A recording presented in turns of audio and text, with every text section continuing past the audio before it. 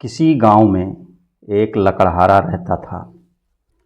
वह अपने पत्नी और बच्चों के साथ लकड़ी काटकर जंगल से लाता था और उसे बाज़ार में बेचता था।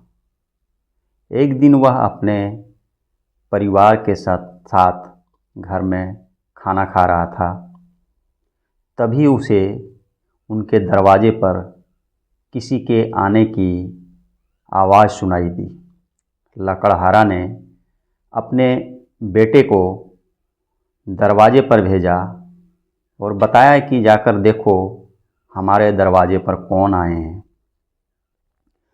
उसका लड़का जब दरवाजे पर गया तो उन्हें वहाँ तीन महात्मा खड़ा दिखाई दिया, जिनका नाम था धन, वैभव, सफलता और परिश्रम।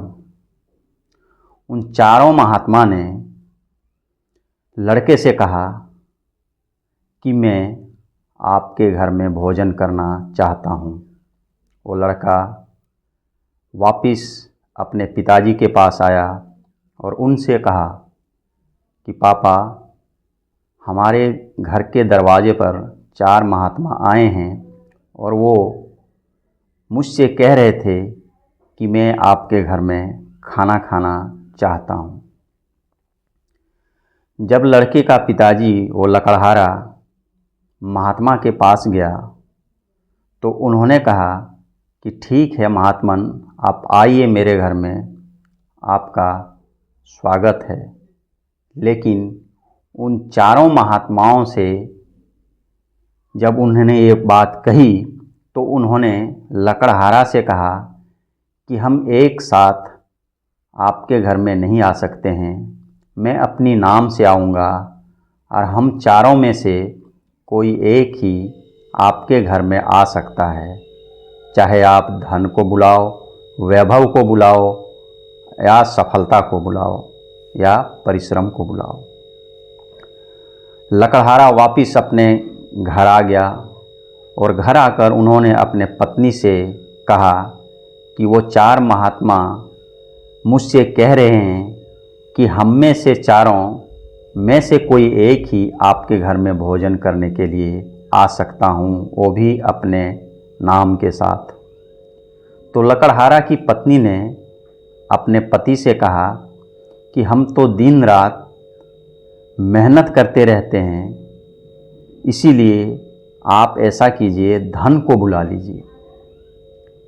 लेकिन लकड़हारा संकोच में पड़ गया और उन्होंने बोला, सफलता तो हम मेहनत इतने करने के बाद मिलती है, तो क्यों ना सफलता को ही बुला लिया जाए। लेकिन उन दोनों के अलावे उनका लड़का अपने पापा से कहता है कि पापा, जब हम दिन रात लकड़ी काट कर मेहनत करते हैं, उनको बाज़ार में बेचते हैं, तो क्यों ना हम परिश्रम को ही बुला लें।